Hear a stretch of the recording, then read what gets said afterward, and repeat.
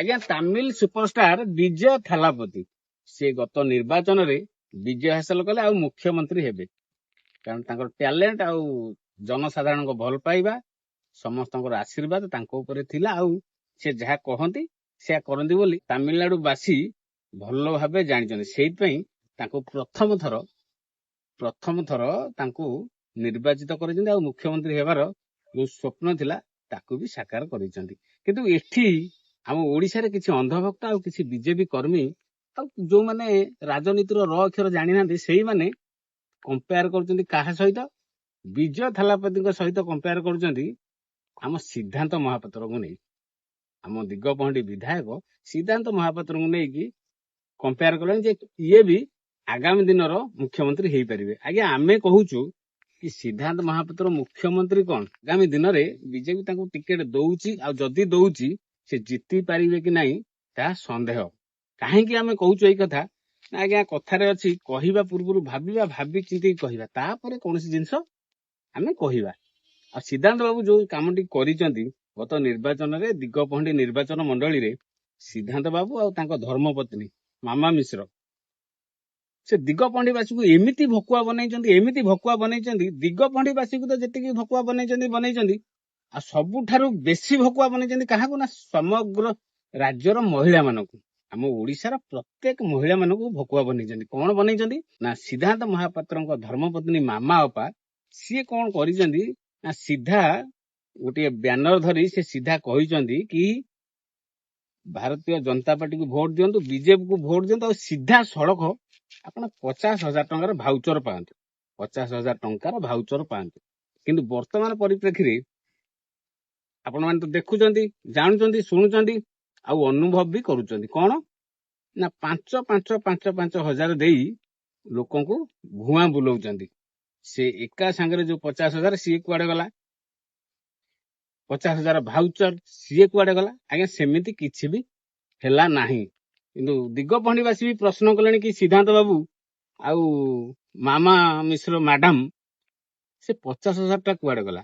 ତେଣୁକରି ବିଜୟ ଥାଲାପତି ଯାହା କୁହନ୍ତି ସେୟା କରନ୍ତି।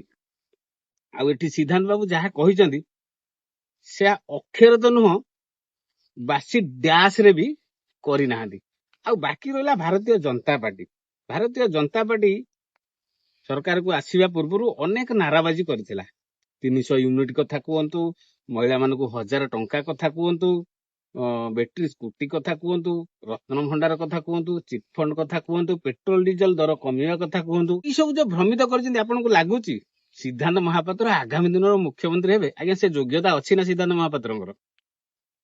ଆଉ ଯୋଉମାନେ ଏସବୁ କହୁଛନ୍ତି କି ବିଜୟ ଥାଲାପତି ଆଉ ସିଦ୍ଧାନ୍ତ ମହାପାତ୍ର, ଆଜ୍ଞା କାହିଁ ରାମ କଥାରେ ଅଛି ଆମ ଓଡିଆରେ, କାହିଁ ରାମ କାହିଁ ରାମିଆ ଭଣ୍ଡାରୀ, ବୁଝିପାରିଲେ? କାହିଁ କଣା କାହିଁ ଚନ୍ଦ୍ରସେନା। ତେଣୁକରି ଆଜ୍ଞା ଭାବନ୍ତୁ, ଚିନ୍ତନ୍ତୁ ଆଉ ଦେଖି ଚାହିଁ କଥାବାର୍ତ୍ତା କରନ୍ତୁ। କୋଉମାନେ?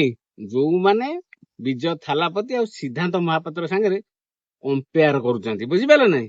ହଁ ଆଉ ଗୋଟେ କଥା, ଜାନଦାର ଶାନଦାର ମଜାଦାର କଥା ଆପଣ ଦେଖିଛନ୍ତି। ଏଇ ଯୋଉ ନିର୍ବାଚନ ଗଲା ଆସାମରେ ହେଲା, କେରଳରେ ହେଲା, ତାମିଲନାଡୁରେ ହେଲା, ୱେଷ୍ଟବେଙ୍ଗଲରେ ହେଲା, କିନ୍ତୁ ୱେଷ୍ଟବେଙ୍ଗଲ ପଛରେ ମମତା ଦିଦିଙ୍କ ପଛରେ ଯୋଉ ଭଳିଆ ଭାରତୀୟ ଜନତା ପାର୍ଟି ପଡିଥିଲା, ଭୋଟର ଲିଷ୍ଟ କାଟିବାଠୁ ନେଇ ଟିଏମସି ଲୋକଙ୍କୁ ମାଡ ମାରିବା ପର୍ଯ୍ୟନ୍ତ ଆପଣ ସବୁ ତ ଦେଖିଲେ।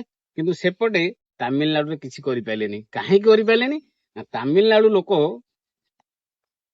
ହିନ୍ଦୀକୁ ବିଶ୍ୱାସ କରନ୍ତିନି, ସେମାନେ ଲୋକଙ୍କୁ ବିଶ୍ୱାସ କରନ୍ତି, ସଚ୍ଚୋଟ ଲୋକଙ୍କ କଥାକୁ ବିଶ୍ୱାସ କରନ୍ତି ଆଉ ଭରସା କରନ୍ତି, କିନ୍ତୁ ମିଛ ମାନଙ୍କୁ ଜମା ବିଶ୍ୱାସ କରନ୍ତି ନାହିଁ। କିନ୍ତୁ ବାବୁ ମାନେ କଣ କଲେ? ତାମିଲନାଡୁ ପଟେ କିଛି କରିଲେନି, ଯାହା କଲେ ସେପଟେ ମମତା ଅପାଙ୍କ ଉପରେ, ମମତା ଦିଦିଙ୍କ ଉପରେ ଯାହା ପ୍ରଭାବ ପକେଇବା କଥା ପକେଇଦେଲେ। ଆଉ ପକେଇଲା ପରେ ଫଳସ୍ୱରୂପ ସେମାନେ ସଫଳ ହେଇଗଲେ। କାହିଁକି ନା ଆପଣ ଦେଖନ୍ତୁ ସେପଟେ ଇଭିଏମ ଘୋଟାଲା ହେଇଛି, ଗଣ୍ଡଗୋଳ ହେଇଛି, ଦଙ୍ଗା ହେଇଛି, ସବୁ ହେଇଛି, କିନ୍ତୁ ତାମିଲନାଡୁରେ କିଛି ହେଇନି। କାହିଁକି ହେଇନି? ନା ବିଜୟ ଥାଲାପତି ଅଲୱେଜ ରାଇଟ। ବିଜୟ ଥାଲାପତି ଜଣେ ଭଲ ଲୋକ, ଏଇ କଥା ପ୍ରମାଣିତ କରେଇଦେଲେ କିଏ? ତାମିଲନାଡୁବାସୀ। ତେଣୁକରି ସିଦ୍ଧାନ୍ତ ମହାପାତ୍ର ଆଉ ବିଜୟ ଥାଲାପତିଙ୍କ ସାଙ୍ଗରେ କମ୍ପେୟାର କରନ୍ତି। କାହିଁକି ନା ସିଏ ରାମ ହେଲେ, ଇଏ ରାମିଆ ଭଣ୍ଡାରୀ, ଆଉ ସିଏ ଆଉ କହିବି ନାହିଁ।